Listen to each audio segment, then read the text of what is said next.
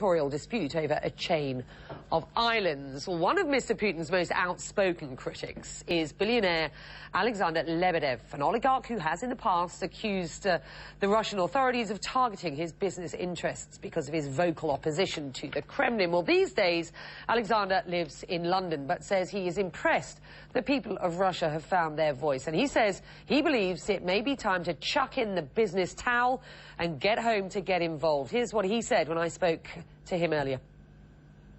I plan to get out of business, to go more into politics, but it's not that easy. I've become too big. Hopefully, it's going to take me another 3 to 4 months.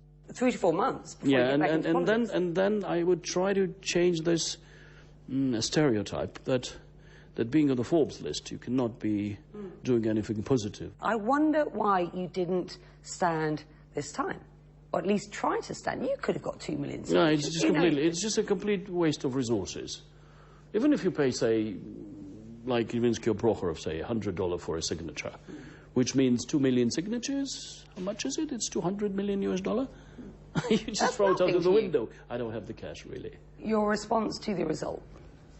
Well, the election is the election, but corruption is the corruption, and the deficiencies of the institutions, and this is why the people are protesting, are still there. So it's up to Putin, actually, to change that or to leave it the way it used to be. Until recently, we had no proper election, no proper parliament, no proper judicial system, no proper media, mostly controlled by Kremlin, by the state, and putting aside the accusations, which are wrong, from the authorities, that these people are calling for the revolution, I would say the protest will continue unless the authorities listen and change. It's been an interesting exercise, hasn't it? Because something like as many as 25% of the voting public now have voiced their dissent, certainly on the streets, if not reflected in the votes. What does a President Putin need to do now to legitimize this victory and or quieten down this dissent?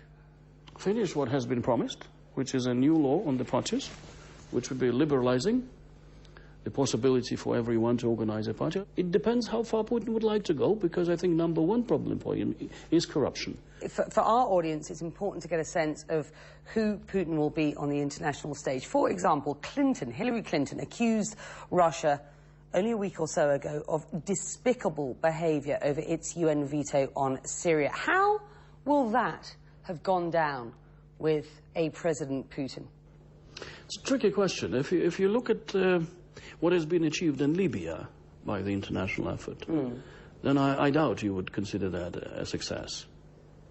Now, on Syria, until there is a proper consensus on what should be done, and I hear different voices from the Gulf, from the United States, from Europe, so I think Russia's position is a sort of trying to moderate the effort.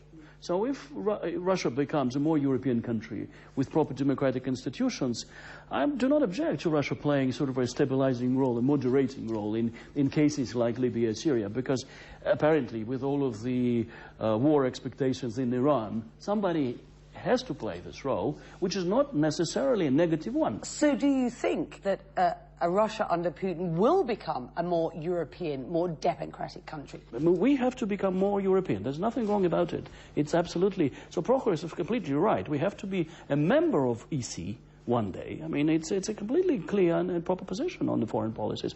And I hope Putin would gradually accept that.